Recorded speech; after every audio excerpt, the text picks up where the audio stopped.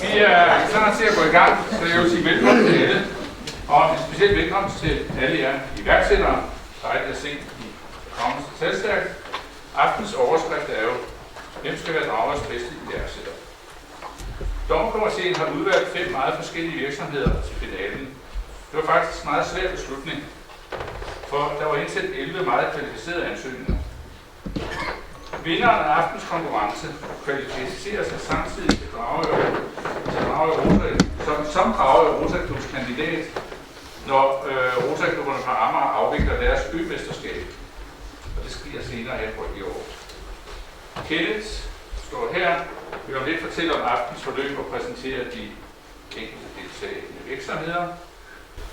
Dommerkomiteen, den er vi selvfølgelig glade for, fordi den er lidt spredt. Det er ikke bare en interesse, at det skal være altså omkring virksomhed. Så vi har vores borgmester med, Eik har velvilligt stillet op. Ulrik, som er afdelingsleder for Sydfrem Dragør hernede i byen. Rasmus, som er formand for Dragør Erhverv. Og så har vi Jes, som er præsident. Og Claus, som er direktør og medlem af Dragør Rosaklub. Så det er altså en spredt omgang, så det er ikke bare sådan lige, man tror, at den her den er stensikker. Der er forskellige meninger om det her. Jeg kan også fortælle, at nogle af dem ikke er kvalificeret, så synes jeg har jo læst dem alle sammen, selvom jeg ikke er dommerkomiteen, og jeg synes, der var sådan nogen, der skulle have været med, så det ikke kom med. Men det var ikke min beslutning. Ordstyret. Søren Valsø, han er en hård hånd, det er ham, der bestemmer. Lige så snart han får ordet, når jeg lige har præsenteret de her, der deltager, så er det altså Søren, der bestemmer, så er jeg bare det. Det er vi enige om, ikke? Jo. Og I er ikke i tvivl om, at det er en af de største værksætter i Dragørs historie, så det er altså en kompetent ordstyre. Der er som sagt været nogle deltagere, som ikke har kvalificeret sig til finalen. Vi havde 11 som ledelse, men vi havde faktisk en hel del flere, som ikke syntes, at de var klar. De ringede og kontaktede os, og vi gerne høre lidt mere om det her, men de var ikke helt klar til at deltage, så der er faktisk en stil masse derude, der godt vil deltage i det her. De skal bare lige have lidt mere hår på brystet. IT-vagt var en af dem, som var med i opsamlingen her, og Peter Lender, det er altså en fyr, som har 18 års erfaring i support og IT-drift. Det er 24 timer i døgnet, der sidder de og passer, og han har 3 kollegaer, som sidder og passer på. Hvis der er et eller andet i en virksomhed, hvor deres system går ned, så kan de gå direkte ind, og så kan de få rettet op på det. Er I klar, at jeg trækker dem alle sammen hårdt, så vi lige kan få et billede med dem samlet? Ikke? Ja.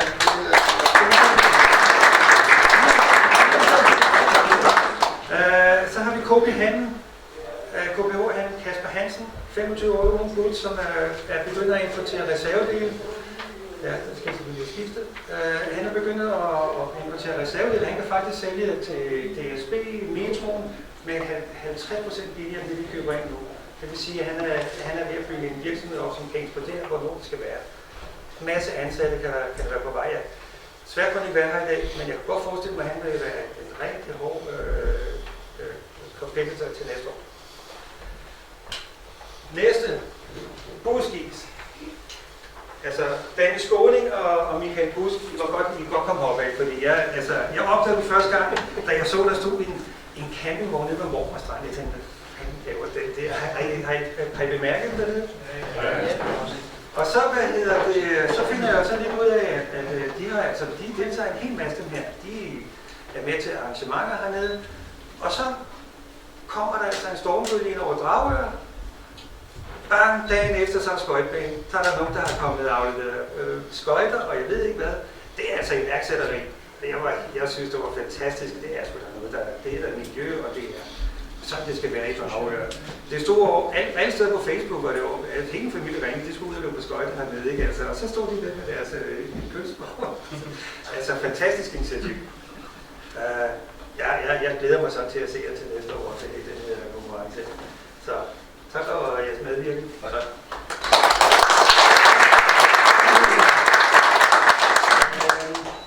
Green Spice. Ja, men jeg tror faktisk ikke, at Green Spice er her. Jo. Susanne? Ja, og Karl Erik. Nå, okay, fordi der har jeg skrevet noget, for jeg troede faktisk, at du kom med en, der var selv til dig dernede. Nå, ja, vi har bare sat os her, for vi kunne ikke finde rundt. Jeg kunne ikke se det. Der har vi altså også nogle ægte iværksættere. Jeg må lige sådan læse et program, og jeg var lidt ked af, at I ikke kunne komme med i finalen her, fordi det synes jeg, I er Nej, det synes jeg også, vi har fortjent. peber i. Det er så godt, at selv prisen er peberet. Kom så herop, jeg skal lige have en... Er det ikke bare at sige? Det er så eksklusivt selv, prisen er peber. Men det er altså også nogle ægte iværksættere. Værsgo, og tak for jeres bidrag.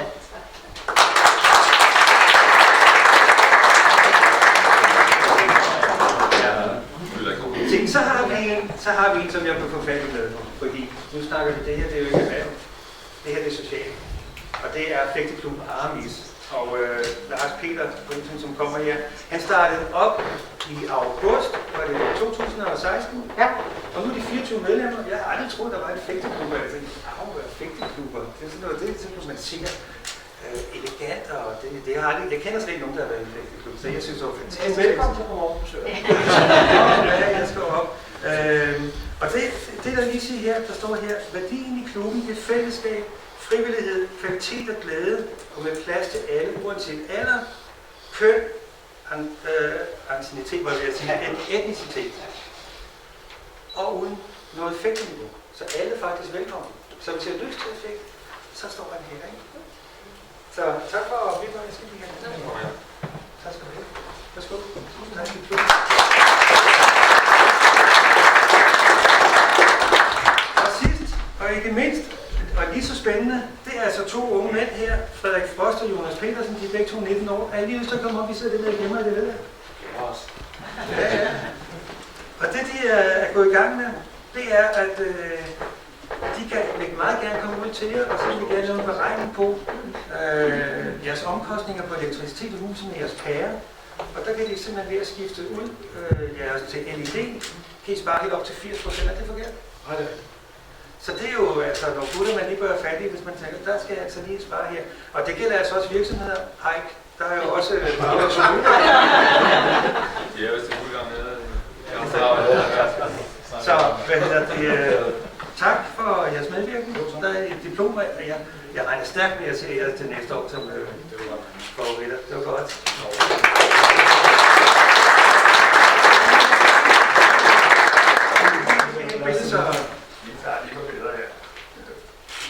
Tak skal I have. Tak.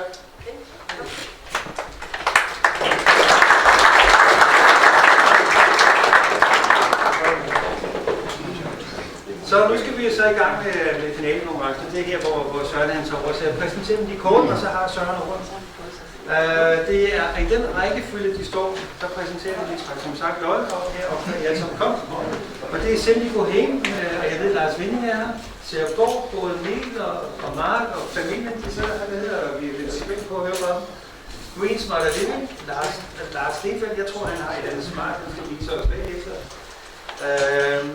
Og så er der Easy Strap, de er fuldstændig klart. Og så sidst og ikke mindst, cykelfærgen, MS Elefanten med Rikke Vistøj, som jeg også vil komme til at komme med godt bidrag. Så, det kan ikke gå op. Jamen, det er meget enkelt jo. Det står deroppe, hvem der skal først på. Det er jo Karen og Lars med deres projekt Simple Point. Så værsgo at komme op og præsentere jer selv. Jeg vil godt lige benytte lejligheden til at sige, at en iværksætter er en, der sætter nye initiativer i gang. Så i princippet kan en kommunal medarbejder være iværksætter. Det behøver ikke at have formål med øje og tjene penge. Men jeg ved godt, at I har sat nogle regler om, at det skal skabe nogle arbejdspladser. Det behøver det ikke at være. Hvis jeg kommer i gang. God aften. Jeg hedder Lars Vinding, og jeg har sammen med min hustru, Karen Rosendag, lavet firma, hvor vi sælger små huse, som folk bruger til at sælge deres have, siden deres sommerhus. De bruger det som soveværelse, eller som kontor, eller klinik, eller et eller andet i den retning. Og vi har nu solgt omkring 25 af dem, og vi har nået vores mål med at producere en om måneden. Vores kunder er vores samarbejdspartner. Det er en super dejlig ting. Så havde vores høstmarked her i september.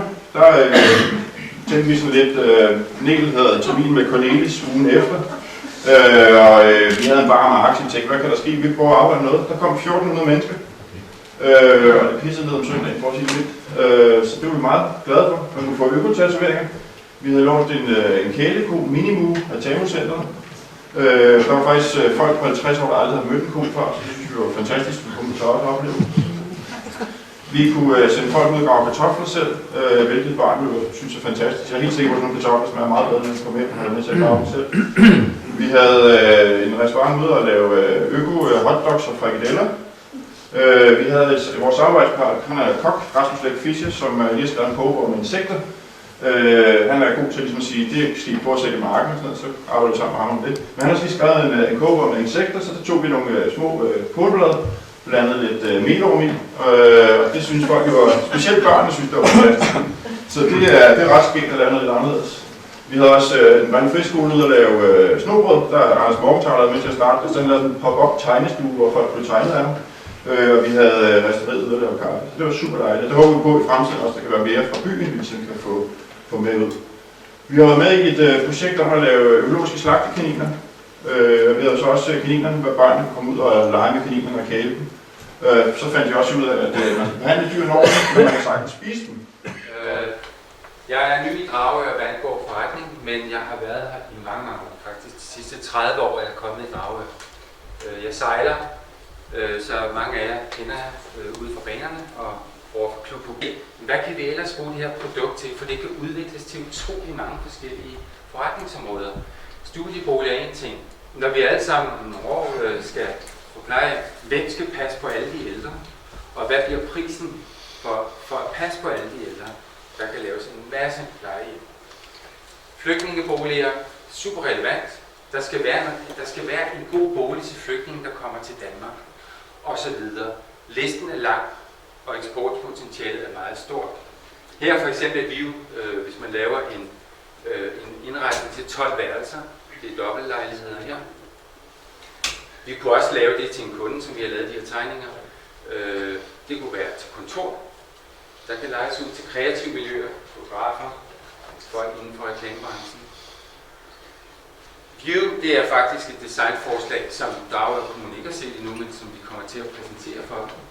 Det er et værested og aktivitetscenter til flygtninge og til unge, som er delt op i forskellige niveauer med handicap, toilet og værested ovenpå. Der er utrolig mange udtryksmuligheder i det her. En af dem, det er blandt andet den her, hvor vi har lavet et oplæg til Københavns Kommune, som vil lave et skal vi sige, varetegn for, at Københavns Kommune følger de bæredygtige mål i, de bæredygtige mål. I Thailand, og i Thailand var det en radio-tv-butik, hvor man hver gang man solgte et stort fjernsyn, en stor computer, så var det sådan nogle store papkasser, og dem skulle man så transportere hjem for kunderne. Og det vi så gjorde, det var selvfølgelig at åbne bagsmængen på bilen og stoppe den store kasse ind. Men problemet var, at hver eneste gang, så kunne man altså ikke lukke bagsmængen på bilen. Så det her verdenskendte problem, som mange familier har rundt omkring i verden.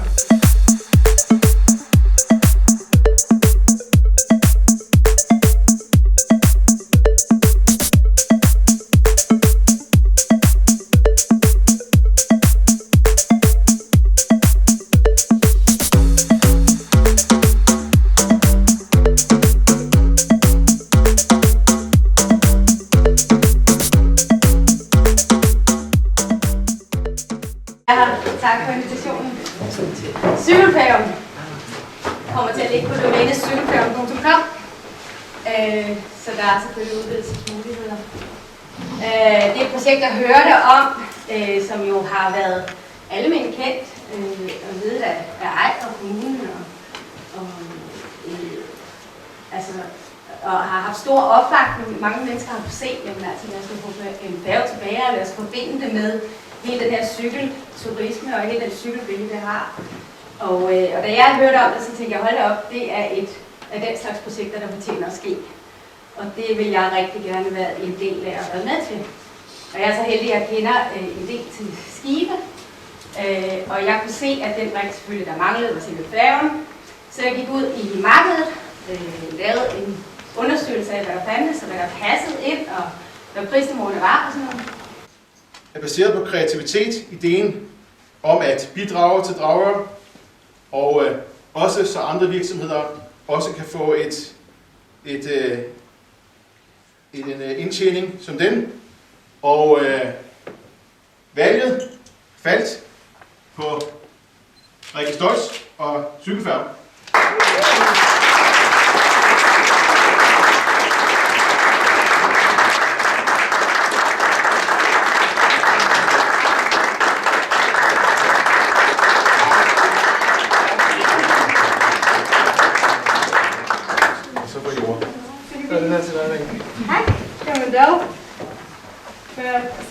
Eller du siger pas? Ja, jeg siger, nu er check det er udgået, så det er lidt old school. Men du kan lige komme ind til mig og give mig det kontonummer, så har du pengene i morgen. Ja, tak. Og jeg er kun allerede. Det er dejligt. Og så er der også en diplom